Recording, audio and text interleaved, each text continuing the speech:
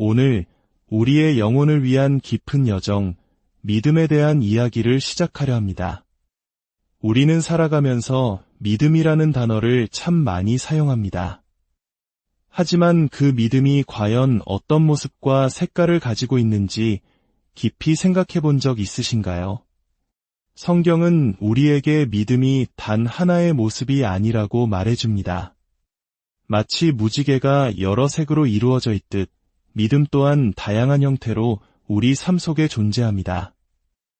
이 이야기가 여러분의 마음에 울림을 주고 삶의 길을 비추는 작은 등불이 되기를 소망합니다. 만약 오늘 전해드리는 말씀이 여러분에게 힘이 된다면 좋아요와 구독으로 저희와 함께 해주세요. 여러분의 작은 손길이 이 은혜로운 메시지를 더 많은 이들에게 전하는 아름다운 믿음의 실천이 될 것입니다. 하나님의 축복이 여러분과 함께 하시기를 기도하며 이제 믿음의 첫 번째 문을 열어보겠습니다. 성경에서 가장 먼저 언급되는 믿음은 바로 큰 믿음입니다.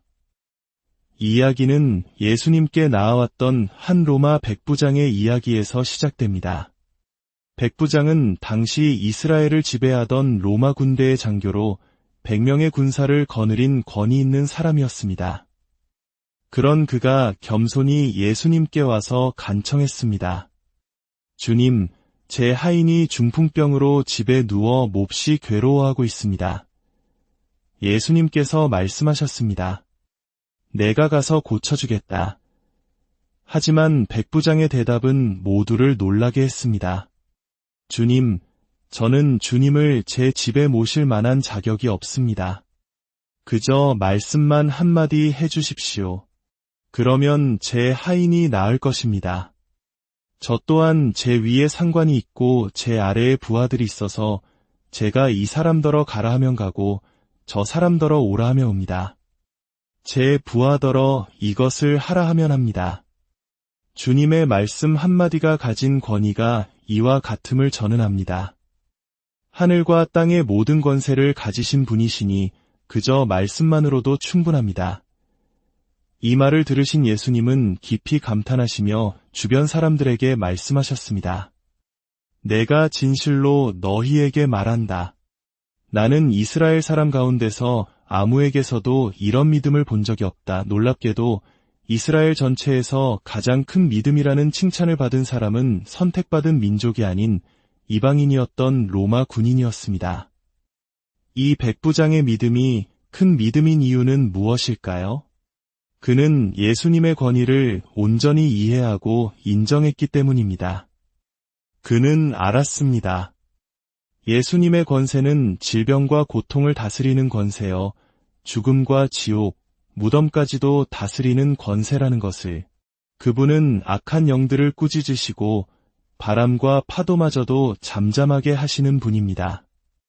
우리 삶을 맴도는 두려움과 의심, 그 어둠마저도 주님의 권세 아래에 있습니다. 세상의 어떤 왕이나 권력자보다도 더 높은 권위를 가지신 분, 그분이 바로 우리 주 예수 그리스도이십니다. 하나님께는 불가능한 일이 없습니다. 사랑하는 성도 여러분, 지금 하나님께서는 여러분이 믿음의 말씀을 선포하기를 기다리고 계십니다. 담대하게 그리고 구체적으로 선포하십시오. 무엇을 원하는지, 언제 필요한지, 누구를 위해 기도하는지 예수님의 이름으로 간절히 구하십시오. 그러면 여러분 앞을 가로막는 불가능이라는 거대한 산이 바다에 던져지는 기적을 보게 될 것입니다. 큰 믿음은 거리와 공간을 초월합니다. 도시 반대편에 있는 누군가를 위해 혹은 지구 반대편에 있는 가족을 위해서도 기도할 수 있습니다. 믿음은 세상을 이기는 승리이며 하늘나라의 화폐와도 같습니다. 믿음은 보이지 않는 것을 보게 하고 불가능한 것을 정복하게 합니다. 믿음은 칠흑 같은 어둠 속에서 영광스러운 새날의 새벽을 기다리며 부르는 희망의 노래입니다. 하나님을 믿으라, 이것이 우리를 향한 하나님의 간절한 요청입니다. 큰 믿음을 가진 사람은 현실에 안주하지 않습니다. 그 믿음은 적극적이고 단호합니다. 다니엘서에 나오는 3명의 히브리 청년들을 기억하십니까? 그들은 느부갓네살 왕이 만든 거대한 금 신상 앞에 섰습니다. 왕은 모든 사람에게 그 신상에 엎드려 절하라고 명령했고, 거역하는 자는 누구든 맹렬히 타오르는 용광로에 던져질 것이라고 선포했습니다. 하지만 오직 여호와 하나님만을 섬기는 이 세 청년은 세상에서 가장 강력한 왕과 그의 위협 앞에서 조금도 흔들리지 않았습니다. 그들은 왕의 눈을 똑바로 바라보며 담대하게 말했습니다. 왕이시여, 우리가 섬기는 하나님이 살아계시다면 그분은 우리를 맹렬히 타오르는 용광로 속에서도 그리고 왕의 손에서도 건져내실 수 있습니다. 그러나 그렇게 하지 않으실지라도 우리는 왕의 신들을 섬기지 않고 왕이 세우신 금 신상에게 절하지 않을 것입니다. 이것이 바로 흔들리지 않는 담대한 믿음입니다. 우리 또한 세상의 수많은 우상과 타협의 유혹 속에서 살아갑니다. 하지만 우리의 고백은 오직 하나여야 합니다. 우리가 믿는 분은 하나님이시다. 두 번째 믿음은 자연적인 믿음입니다. 이것은 우리가 일상생활 속에서 무의식적으로 행하는 믿음입니다. 비행기를 탈 때 우리는 조종사가 목적지까지 안전하게 우리를 데려다 줄 것이라고 믿습니다. 병원에 갈 때 의사가 올바른 진단과 처방을 내릴 것이라고 믿습니다. 우리는 변호사를 믿고 은행원을 믿으며 살아갑니다. 그런데 한번 생각해 보십시오. 때때로 실수하고 우리를 실망시키는 사람도 이토록 믿는데 어찌하여 단 한 번도 실패하지 않으시는 하나님, 언제나 우리 곁에 계시는 하나님, 전능하신 하나님, 우리를 단 한 번도 실망시킨 적 없으신 하나님을 온전히 믿지 못하는 것일까요? 이 세상 어디에서도 하나님이 나를 실패하게 하셨다라고 진심으로 말할 수 있는 사람은 단 한 명도 없습니다. 그분의 놀라운 능력이 바로 당신에게 주어졌습니다. 믿음은 당신이 마주할 모든 장벽을 극복하는 승리의 열쇠입니다. 하나님을 믿고 그분께 영광을 돌리십시오. 세 번째는 겨자씨 한 알만 한 믿음입니다. 마태복음 17장에서 예수님은 이렇게 말씀하셨습니다. 너희에게 겨자씨 한 알만 한 믿음이라도 있다면 이 산더러 여기서 저기로 옮겨가라 하면 그대로 될 것이요 너희에게는 불가능한 일이 없을 것이다. 겨자씨는 씨앗 중에 가장 작은 것 중 하나이지만 그 안에는 순수한 생명력이 담겨 있습니다. 이 순수한 믿음은 의심이나 두려움과 섞이지 않습니다. 마치 진한 참기름 한 방울이 나물 무침 전체의 맛을 바꾸어 놓듯이 아주 작은 순수한 믿음이라도 우리 삶 전체를 변화시킬 힘이 있습니다. 믿음이 작다고 낙심하지 마십시오. 하나님이 함께 하시면 작은 것도 위대해집니다. 순수한 믿음을 가질 때 하나님은 당신을 위해 불가능한 일을 행하실 것입니다. 네 번째는 믿음의 분량입니다. 로마서 12장 3절은 하나님께서 그리스도를 믿는 모든 사람에게 믿음의 분량을 나누어 주셨다고 말합니다. 우리가 예수님을 구주로 영접하고 기도하는 그 순간 이미 우리 안에는 믿음이 심겨진 것입니다. 때때로 어둠의 속삭임이 들려올 수 있습니다. 너는 믿음이 없어. 하지만 그것은 거짓말입니다.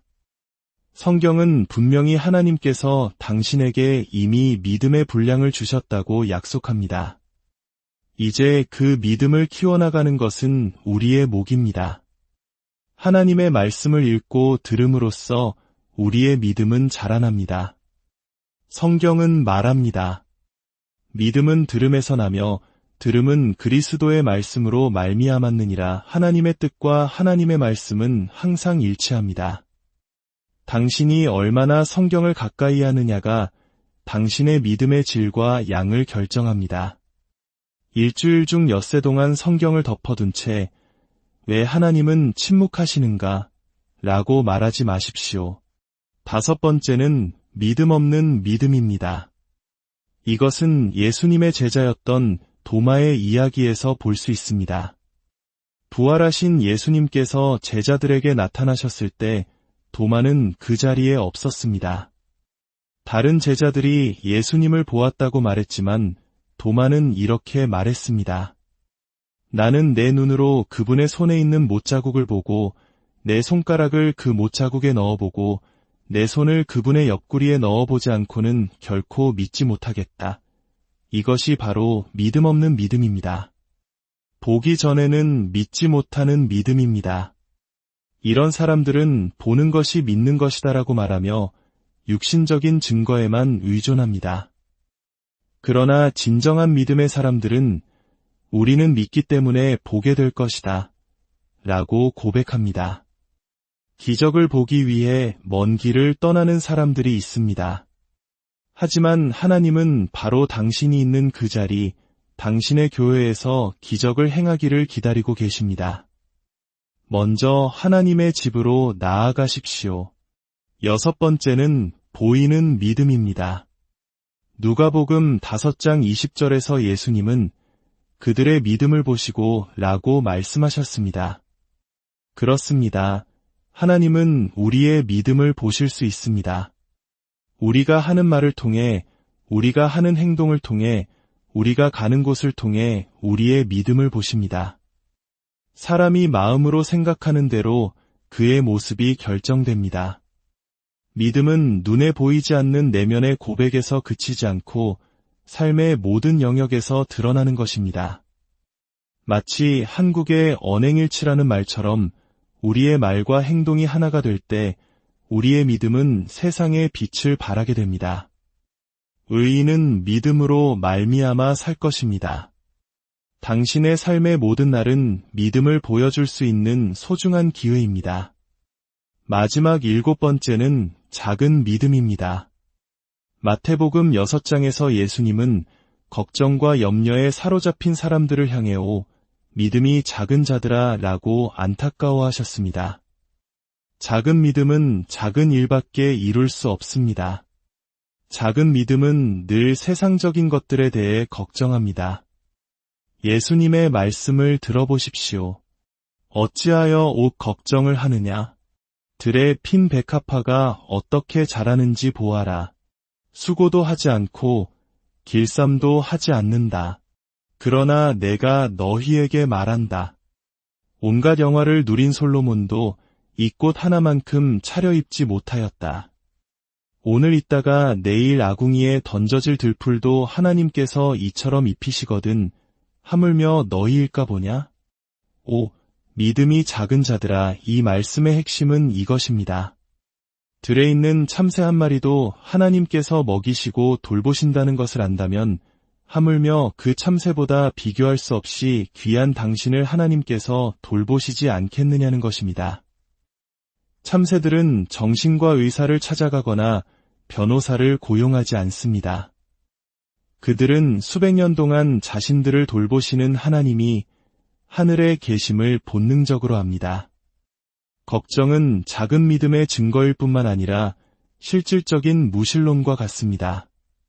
그것은 하나님께서 당신을 돌보실 수 있다는 사실을 믿지 않는다는 증거입니다.